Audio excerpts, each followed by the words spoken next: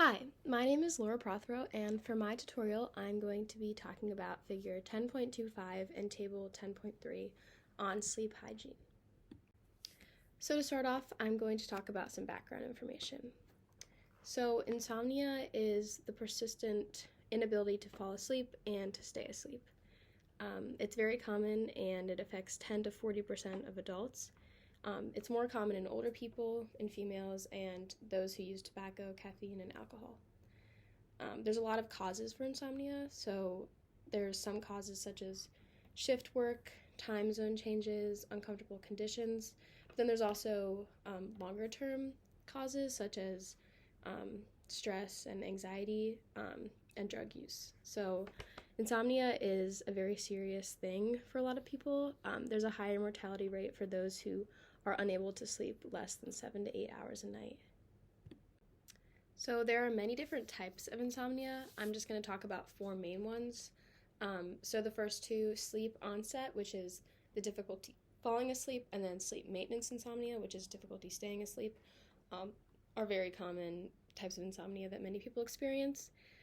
So sleep maintenance would mean that people are awakening several times throughout the night, and sleep onset, it can take people hours to fall asleep regularly. And then the next kind is the sleep state misperception, which basically is when people don't think they were actually sleeping when they were. And often this is kind of a psychological thing where if someone knew that they were sleeping, they would feel more energized as a result. But because the person didn't think they were sleeping, they believe that they aren't rejuvenated. And then the last one is sleep apnea.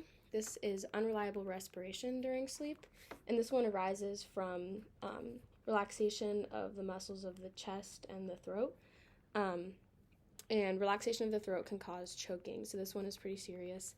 A lot of times it's characterized by loud snoring, and it can be very dangerous because breathing can stop during sleep. And this one is most common in obese people. So insomnia in varying degrees is a big problem, and so scientists have come up with many different kinds of sleeping pills in order to aid with sleep. And so there's benzodiazepines, I cannot say that word, I am so sorry, and the other one, and these bind to GABA receptors to inhibit regions of the brain. The problem with sleeping pills is a lot of times they're not very effective to begin with, but even if they are, they will lose their effectiveness over time as the body gets used to them, and then you'll want to up your dose if it's not effective anymore, which can be dangerous. This also can create changes in sleep pattern that aren't necessarily positive, and so sleeping pills can be effective to a degree, but aren't necessarily the best way to approach insomnia. I have a better solution, which is practicing good sleep hygiene. Sleep hygiene is so important, and I will talk about the different aspects of what good sleep hygiene looks like in the next slide. So there are many important aspects to setting up good sleep practices. These are the big 6 that I have, so I'm going to go into more depth on the first 2, routine and technology, but the third one, environment, it's very important that your bedroom is a place that is relaxing, and at night it's dark, and it's just not going to cause stress while you're trying to fall asleep. The next is caffeine. This is really dependent on the person and your sensitivity to caffeine, but caffeine should be avoided before bed, and if you're ultra sensitive, should be avoided even in the midday. And just consumed in the morning. And then exercise. Exercise is great, but sometimes when exercise is done too late at night, it can make it harder to fall asleep, so exercising earlier in the day. And then lastly, naps. This is similar to caffeine, it depends on the person, but avoiding naps in general is good if you're able to get a good night of sleep and feel good all day, so avoiding naps when possible, but if you are going to nap, try to do it earlier in the day, and for a short period of time. So in my opinion, what is the most important aspect of sleep hygiene is the routine. And so this is what the figure is all about, which I'll show in the next slide, but consistency is so important to sleep hygiene. Waking up at the same time every day and then falling asleep when you're tired, which should eventually become about the same time every day if your circadian rhythm is all synchronized. And so a good thing to do is set an alarm clock for the same time, even if it's the weekend or if your schedule is different. This keeps your internal clock set, and eventually you might not even need an alarm clock.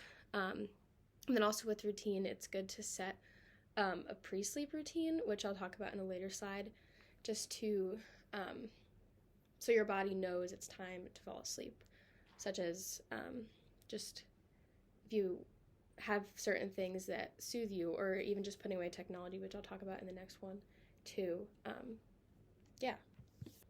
So here is the figure that I was assigned.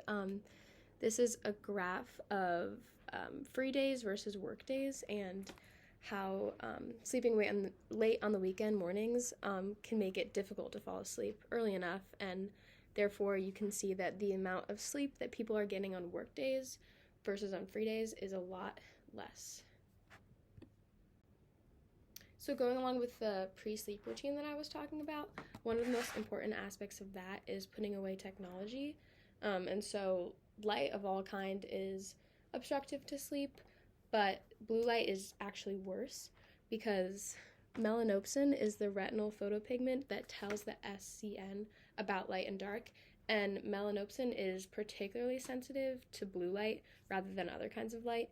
And so looking at your phone or a bright screen before bed is going to be obstructive to your sleep, and it's a good idea to just start to limit that as the night goes on, whether it's maybe wearing blue light glasses if you're going to be doing work in the evening, or just taking 30 minutes after you're done on your computer or your phone to read or do other things that don't involve blue light.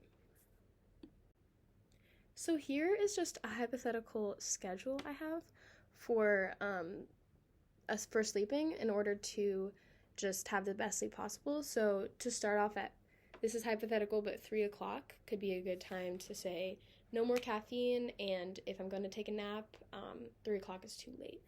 And then 8 o'clock is finishing the last meal. Small snacks probably won't make a huge difference, but it's important to limit your food intake late at night. And so I think 8 o'clock is a good time for that. And then 9 o'clock to slow down fluid intake. Try to stay hydrated all day, but if you drink too much fluid at night, then you might have to get up and go to the bathroom throughout the night, and so it's good to start to slow that down.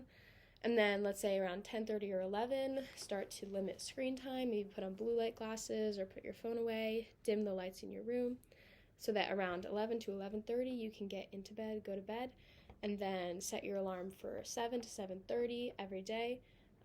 And wake up at that time, and your body will eventually get used to that routine and feel tired at the right time and feel ready to wake up at the right time.